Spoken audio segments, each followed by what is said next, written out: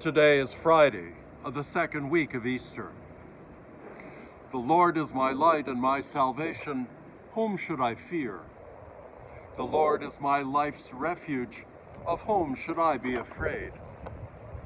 Today's psalm, Psalm 27, has long been a favorite of mine because it challenges my tendency to fear, which runs in my family like emotional DNA. And the psalm encourages me to keep relying on God's care for me, and the same for all of us. God's care for me and us includes the expectation that we continue to grow through our lives, intellectually, emotionally, and spiritually.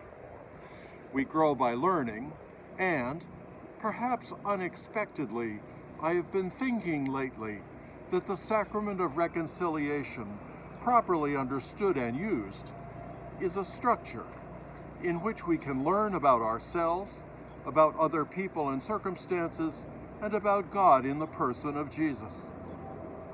The sacrament gives us one of several mechanisms to review what we have learned through our misjudgments. The sacrament asks me to ask myself, who have I been and who am I today? How's it going? Am I behaving badly toward myself or other people or God? Does this behavior come from present-day challenges or past-day hurts? What do I do next? Participating in the sacrament of reconciliation can help us acknowledge our missteps and help us see how to grow in these same areas.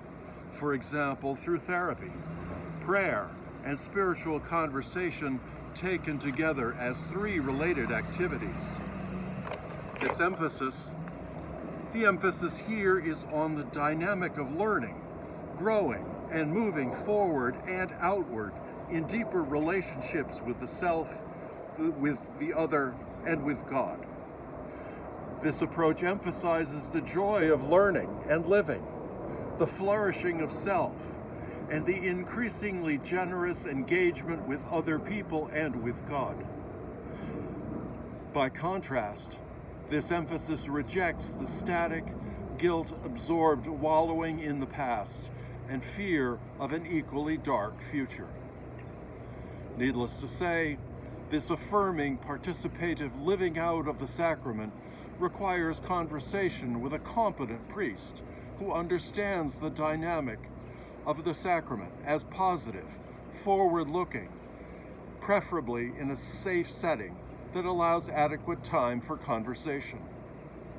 As we discover the restorative effects of the sacrament and the other approaches we might take, we can start to see how the psalmist might say, "This I seek, to dwell in the house of the Lord all the days of my life, that I may dwell in the loveliness of the Lord and contemplate his temple." Perhaps the coming of spring with the abundant beauty of restored nature can help us move into a new era of our lives, in which we believe more, trust more, and are more. I believe that I shall see the bounty of the Lord in the land of the living. Wait for the Lord with courage. Be stout-hearted and wait for the Lord.